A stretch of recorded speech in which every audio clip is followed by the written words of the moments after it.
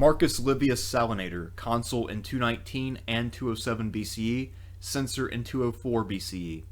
Marcus Livius Salinator saw action as a young man during the First Punic War, and he was poised to go on to become one of Rome's key leaders during the Second Punic War.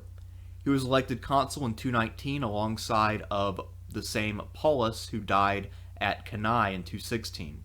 Like his colleague Paulus, Livius Salinator also gained military distinction while serving in Illyria in 219. Wikipedia, for whatever reason, claims that Livius Salinator was born in 254, but this doesn't actually make sense since in the sources he's described as an old man during his second consulship, and there's no way that he would have had enough time to gain military experience during the First Punic War if he had been born in 254, since that would have made him only 13 years old at the time of the war's end. At any rate, I would not go on to hazard an actual date for his birth. Let's just say that he is older than someone who would be born in 254. In 219, Livius commanded the Roman troops attacking the mainland positions of Illyria, while his colleague Paulus attacked Demetrius of Pharis on the island of Pharis itself. Livius conducted his military operations well and successfully subdued a wild and rebellious area.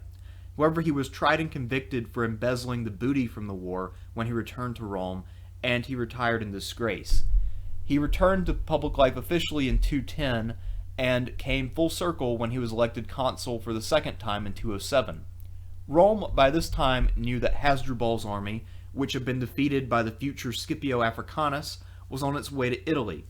Judging Hasdrubal to be a lesser threat than his elder brother Hannibal, the Senate sent the elderly Livius to block the Alpine passages and let Nero contain Hannibal.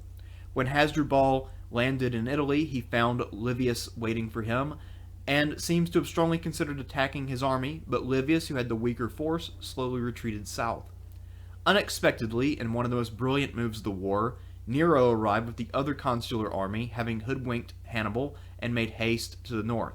Now outnumbered, Hasdrubal retreated before turning to fight the decisive Battle of the Metaurus, where the two consuls smashed his army utterly in what might rightly be reckoned the most decisive single battle in the entire war.